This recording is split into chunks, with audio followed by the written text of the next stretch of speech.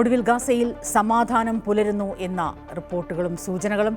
Gaza സമാധാനത്തിൻ്റെ ആദ്യഘട്ടം നടപ്പിലാക്കാൻ ഇസ്രയേലും ഹമാസും ധാരണയായതായി American president Donald Trump social മീഡിയയിൽ കുറിച്ചു.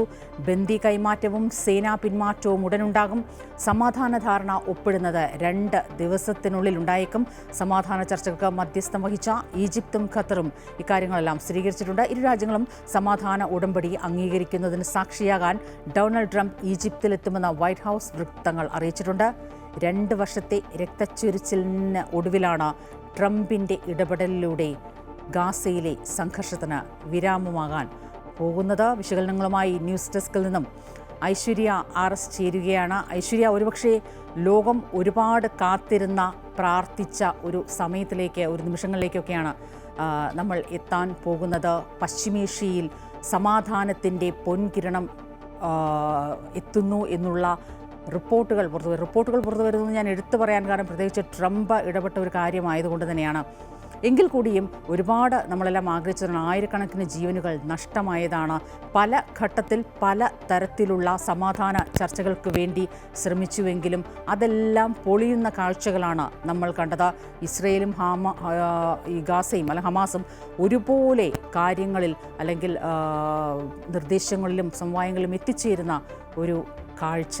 എങ്ങനെയാണ് ഈ ഒരു സമാധാന കരാറിലേക്ക് എത്തുന്നത്?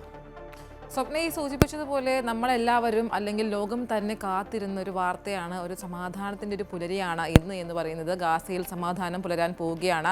ഇസ്രായേലും ഹമാസും അവരുടെ വെടിനിർത്തൽ കരാറിലേക്ക് വരികയാണ്.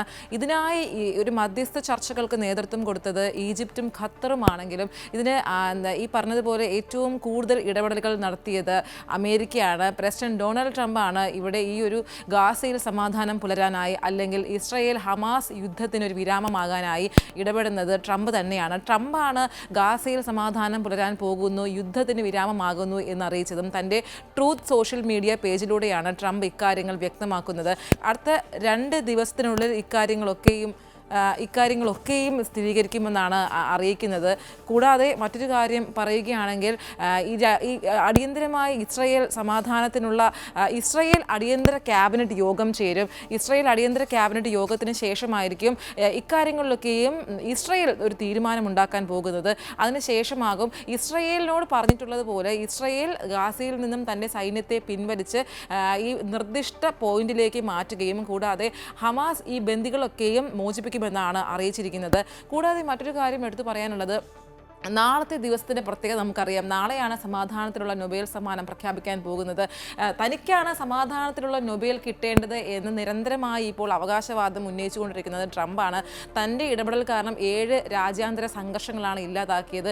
അതുകൊണ്ട് തന്നെ ഇപ്പോഴിതാ ഗാസയിലും സമാധാനം കൊണ്ടുവരുന്നത് എന്തൊക്കെ പറഞ്ഞാലും ട്രംപിൻ്റെ ഇടപെടൽ മൂലം തന്നെയാണ്. അതുകൊണ്ട് തന്നെ ഈ ഒരു സമാധാന നൊബേലിനായുള്ള ഈ യുദ്ധം തുടങ്ങുന്നതും യുദ്ധം അവസാനിപ്പിക്കുന്നതും എല്ലാം ട്രംപിൻ്റെ ഇടപെടൽ കാരണമാണ്. ട്രംപിൻ്റെ ഒരു പങ്ക് അതിലേക്ക് ഉണ്ട് എന്നുള്ളത് ശ്രദ്ധേയമായൊരു കാര്യമാണ്. അത് പറഞ്ഞു വെക്കാതെ വയ്യ. ഇത് തന്നെയാണ് ഇപ്പോൾ ഈ ഈജിപ്തിലെ കെയ്റോയിൽ നടന്ന മധ്യസ്ഥ ചർച്ചകളിലൂടെയും പറയാനുള്ളത്. കാരണം ഇസ്രയേൽ ഹമാസ് യുദ്ധം നടക്കുന്നതിലും ആ ഒരു യുദ്ധം ഈ 2 വർഷം മുന്നോട്ട് കൊണ്ടുപോകുന്നതിലും ട്രംപിൻ്റെ ഇടപെടൽ നിർണായകമായിരുന്നു. അതുപോലെ തന്നെ ഇപ്പോൾ ഈ ഒരു യുദ്ധം ഈ 2 വർഷത്തെ രക്തച്ചൊരിച്ചിലിനാണ് ഇപ്പോൾ വിരാമമാകുന്നത്. അതിനും ഈ ട്രംപിൻ്റെ ഇടപെടൽ. ട്രംപാണ് സോഷ്യൽ മീഡിയയിലൂടെ ഇക്കാര്യം അറിയിക്കുന്നതും ട്രംപിൻ്റെ ഇടപെടലിന് നന്ദി എന്നാണ് ഇസ്രയേലും ഹമാസും അറിയിക്കുകയും ചെയ്തത്. കൂടാതെ ഹമാസ് ഈ ഒരു സമാധാന കരാറിലേക്ക് പോകുമ്പോൾ ഹമാസ് പറയുന്ന മറ്റൊരു കാര്യം കൂടിയുണ്ട്.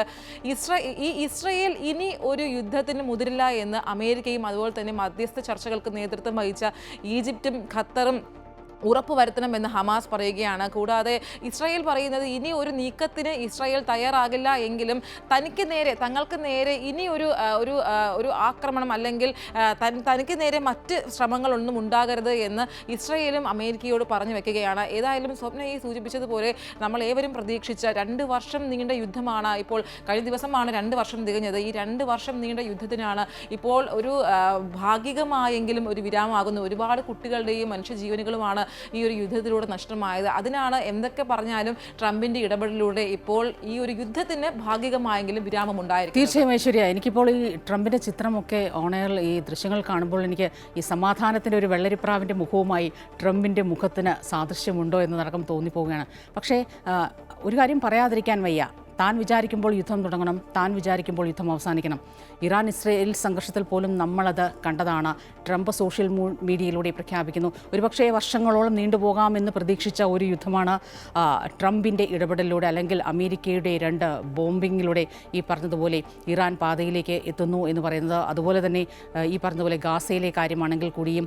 പക്ഷേ ഇവിടെയൊന്നും ട്രംപിൻ്റെ ഈ നയതന്ത്രം അല്ലെങ്കിൽ ഈ സമാധാനത്തിൻ്റെ വെള്ളരിപ്രാവെന്ന പരിവേഷം വിജയിക്കാത്ത ഒരിടമുണ്ട്. അതൊരുപക്ഷേ യുക്രൈൻ റഷ്യ സംഘർഷം തന്നെയായിരിക്കും. പലതവണ ശ്രമിച്ചിട്ടും ട്രംപ് ഇത് അങ്ങേയറ്റമുള്ള ഒരു ആവശ്യമായി അല്ലെങ്കിൽ ഇതിൻ്റെ ഒരു ക്രെഡിബിലിറ്റി അദ്ദേഹത്തിന് തന്നെ ലഭിക്കണമെന്ന ആഗ്രഹത്തോടുകൂടി പലതവണ ശ്രമിച്ചിട്ടും നടക്കാത്ത ഒരു കാര്യം തന്നെയാണ്. ട്രംപിൻ്റെ ഇടപെടലിലൂടെ ഗാസയിൽ സമാധാനം വരുന്നു എന്ന് പറയുമ്പോൾ കൂടിയും ഈ യുദ്ധത്തിനെല്ലാം കാരണമാകുന്നതും ട്രംപാണ്, അത് അവസാനിപ്പിക്കുന്നതും ട്രംപാണ് എന്ന ഒരു വരി കൂടി എഴുതി ചേർക്കണം. കാരണം ട്രംപിന് നേരത്തെ തന്നെ ഗാസ എന്ന ആ മേഖലയിൽ ഗാസ മുനമ്പിൽ വളരെ വലിയ ആഗ്രഹങ്ങളുണ്ട്, കണ്ണുണ്ട്. ഇപ്പോൾ ഏതാണ്ട് ആ ഒരു തലത്തിലേക്ക് തന്നെയാണ് അദ്ദേഹം കാര്യങ്ങൾ കൊണ്ടെത്തിച്ചിരിക്കുന്നതും. നമ്മൾ ഈ 20 ഉടമ്പടി വായിക്കുമ്പോൾ നമുക്ക് കൃത്യമായി മനസ്സിലാക്കാൻ സാധിക്കും. അതായത് അവിടെ നിൽക്കുന്നവർക്ക് നിൽക്കാം, പോകേണ്ടവർക്ക് പോകാം, പക്ഷേ അവിടുത്തെ ജനതയ്ക്ക് താൻ വിചാരിക്കുന്ന രീതിയിൽ അല്ലെങ്കിൽ അമേരിക്ക വിചാരിക്കുന്ന രീതിയിൽ അവിടെ ഇസ്രായേൽ വെറും ഒരു റബ്ബർ സ്റ്റാമ്പ് പോലെ ആക്കി നിർത്തിക്കൊണ്ട് ഗാസയിൽ താൻ വിചാരിക്കുന്ന രീതിയിൽ പശ്ചിമേഷ്യയിൽ ഒരു സുപ്രധാന ഭാഗത്ത് അമേരിക്കയുടെ ഒരു ശക്തി കേന്ദ്രമാക്കി മാറ്റിയെടുക്കുക എന്ന ഗൂഢലക്ഷ്യം കൂടി ട്രംപിൻ്റെ ഈ നിലപാടുകൾക്കുണ്ട് എന്ന് പറയാതെ പറയാൻ വയ്യ. അത് ഈ ട്രംപിൻ്റെ ഇടപെടലോട് തന്നെ നമുക്ക് വ്യക്തമാണ്. സ്വപ്ന ഈ ആദ്യം സൂചിപ്പിച്ചതുപോലെ ഈ ഒരു ഗാസയിൽ ഇത്രയും വലിയൊരു ആക്രമണങ്ങൾ ഇസ്രായേൽ ഒരു ആക്രമണം അഴിച്ചുവിടുമ്പോൾ ആ ഇസ്രായേലിന് എല്ലാവിധ സപ്പോർട്ടും കൊടുത്തത് ട്രംപ് തന്നെയാണ്. ട്രംപാണ് അത്തരമൊരു ഇടപെടലുകൾ നടത്തിയത്. ഇപ്പോൾ ഈ ഒരു 2 വർഷം നീണ്ട വലിയൊരു യുദ്ധമാണ് നടന്നത്. ആ 2 വർഷം നീണ്ട യുദ്ധത്തിന് ഇപ്പോൾ വിരാമമാകുന്നതും ട്രംപിൻ്റെ ഇടപെടലിലൂടെയാണ്. അത് ട്രംപ് ഒരു ഇടനിലക്കാരനല്ല എങ്കിലും മധ്യസ്ഥ ചർച്ചകൾക്ക് നേതൃത്വം വഹിച്ചത് ഈജിപ്തും ഖത്തറും ആണെങ്കിൽ പോലും അതിൽ ഏറ്റവും വലിയ പങ്കാളിയായത് ട്രംപാണ് എന്നത് പറയാതിരിക്കാൻ വയ്യ. കാരണം ഇപ്പോൾ ഹമാസിൻ്റെ ഒരു പ്രസ് റിലീസ് ഉണ്ടായിട്ടുണ്ട്. ആ പ്രസ് റിലീസിലും ഹമാസ് പറയുന്നത് ട്രംപിൻ്റെ ഇടപെടലുകൾക്ക് നന്ദി എന്നാണ് പറയുന്നത്. കൂടാതെ ഇസ്രായേലും അങ്ങനെ തന്നെയാണ് പറയുന്നത്. ഈ ഒരു സമാധാന ചർച്ചകൾക്ക് നേതൃത്വം കൊടുത്തത് അല്ലെങ്കിൽ ഈ ഒരു സമാധാനം ഉണ്ടാകാനായി യുദ്ധം അവസാനിപ്പിക്കാനായി നേതൃത്വം കൊടുത്ത ട്രംപിന് നന്ദി എന്നാണ് ഇസ്രായേൽ പ്രധാനമന്ത്രിയായ ബെന്യാമിൻ നെതന്യാഹു പറയുന്നത്. ഇസ്രായേലിനെ സംബന്ധിച്ച് പറയുകയാണെങ്കിൽ ട്രംപ് എന്ത് പറയുന്നു അതിനപ്പുറം മറ്റൊരു വാക്ക് ബെന്യാമിൻ നെതന്യാഹുവിനില്ല.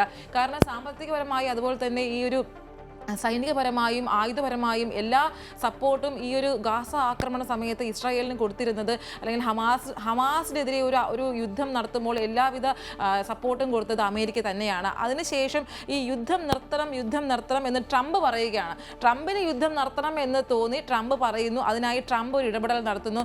ഇപ്പോൾ തന്നെ ഈജിപ്തിലെ മധ്യസ്ഥ ചർച്ചകൾക്കായി ആദ്യം പോയത് ഈ അമേരിക്കയിൽ നിന്ന് പോയത് ഈ ജാരഡ് കുഷ്ണർ എന്ന ട്രംപിൻ്റെ മരുമകനും പിന്നെ പ്രത്യേക പ്രതിനിധിയായ സ്റ്റീവ് വിറ്റ്കോഫുമാണ് അമേരിക്കയുടെ ഭാഗത്ത് നിന്ന് പോയത്. അതായത് ട്രംപിന് ഈ ഒരു യുദ്ധം നിർത്തേണ്ടത് ട്രംപിനെ സംബന്ധിച്ച് അനിവാര്യമായ ഒരു കാര്യമാണ്. അതുകൊണ്ടാണ് ഒരു വൈറ്റ് ഹൗസ് ആണ് ശരിക്കും ഇത്തരം കാര്യങ്ങളൊക്കെയും നിയന്ത്രിച്ചത്. ഈജിപ്തിലെ കെയ്റോയിലാണ് ഈ മധ്യസ്ഥ ചർച്ചകൾ നടന്നത് എങ്കിലും ഇതിലെ കാര്യങ്ങളെല്ലാം നിയന്ത്രിച്ചത് വൈറ്റ് ഹൗസ് ആണെന്ന് പറയേണ്ടി വരും. കാരണം ട്രംപിന്റെ നേതൃത്വത്തിലുള്ള വൈറ്റ് ഹൗസ് ആണ് 20 ദിന കർമ്മരേഖകൾ തയ്യാറാക്കുന്നത് ഈ യുദ്ധം അവസാനിപ്പിക്കാനായി. ആ 20 ദിന കർമ്മരേഖകളിൽ നിന്നാണ് ഹമാസ് അതിൽ 3 കാര്യങ്ങൾ മാത്രമേ സ്ഥിരീകരിച്ചിട്ടുള്ളൂ. ശേഷം ഈ സ്ഥിരീകരിച്ച കാര്യങ്ങളൊക്കെയും ഇന്ന് ഇസ്രായേൽ അടിയന്തര ക്യാബിനറ്റ് ചേരുന്നുണ്ട്. ഇസ്രായേൽ ഇനി ഈ ഒരു കാര്യങ്ങൾക്ക് തൻ്റെ മന്ത്രിസഭയിൽ കാര്യങ്ങളൊക്കെയും സംസാരിക്കുന്നു. അതിനുശേഷം ഇസ്രായേൽ ഈ ഒരു കരാറിന് അംഗീകാരം കൊടുക്കുന്നു. അതിനുശേഷം 48 മണിക്കൂറിനകം ഈ ഒരു യുദ്ധം വിരാമമായിക്കൊണ്ട് അതിൻ്റെ അടുത്ത ഘട്ട നടപടികളിലേക്ക് പോകും. അതായത് ഈ ഒരു സേന ആയി ഗാസയിൽ നമുക്കറിയാം, ഗാസയിൽ ഇപ്പോൾ ഇസ്രായേലിൻ്റെ ഏകദേശം പിടിയിലായിരിക്കുകയാണ് ഗാസ എന്ന് പറയുന്നത്. അതുകൊണ്ട് തന്നെ സൈന്യത്തെ അവിടെ നിന്ന് ഇസ്രായേൽ പിൻവലിക്കുന്നു. കൂടാതെ ഹമാസിൻ്റെ കാര്യം പറയുകയാണെങ്കിൽ ഹമാസിൻ്റെ പക്കലുള്ള ബന്ദികളെയും വിട്ടയക്കുമെന്നും ഹമാസും പറയുന്നു. ഇതൊക്കെയും നടക്കുന്നത് ട്രംപിൻ്റെ ഇടപെടൽ മൂലമാണ്. ട്രംപിന് ഇനി ഒറ്റ ലക്ഷ്യം മാത്രമേ ഉള്ളൂ, അത് നാളത്തെ പുലരിയാണ്. നാളെ സമാധാനത്തിലുള്ള നൊബേൽ പ്രഖ്യാപിക്കുമ്പോൾ 2009 ബരാക് ഒബാമയ്ക്ക് സമാധാനത്തിലുള്ള നൊബേൽ കിട്ടിയിട്ടുണ്ട്. ഈ ഗാസയിലെ അല്ലെങ്കിൽ ഈ പശ്ചിമേഷ്യയിലെ പ്രശ്നങ്ങളെല്ലാം ഇങ്ങനെ മുന്നോട്ട് പോകുമ്പോഴും ഐശ്വര്യ നേരത്തെ സൂചിപ്പിച്ച ഒരു പോയിന്റിലേക്ക് ഞാൻ വരികയാണ്. ഈ പറഞ്ഞതുപോലെ ഇനി ഒരു യുദ്ധം ഉണ്ടാകില്ല എന്ന ഉറപ്പ് അല്ലെങ്കിൽ ഇനി ഒരു സംഘർഷം ഉണ്ടാകില്ല എന്ന ഉറപ്പ് ഹമാസിന് വേണം. ഹമാസ് ആക്രമിക്കില്ല എന്ന ഉറപ്പ് ഇസ്രയേലിന് വേണം. പക്ഷേ നമ്മൾ മനസ്സിലാക്കേണ്ട ഒരു കാര്യമുണ്ട്, ഇപ്പോൾ ഏറ്റവും അവസാനമുണ്ടായ ഈ സംഘർഷത്തിന് മുഖ്യ കാരണമായി മാറിയത് ഒരുപക്ഷെ ഹമാസിൻ്റെ ആക്രമണം തന്നെയാണ്.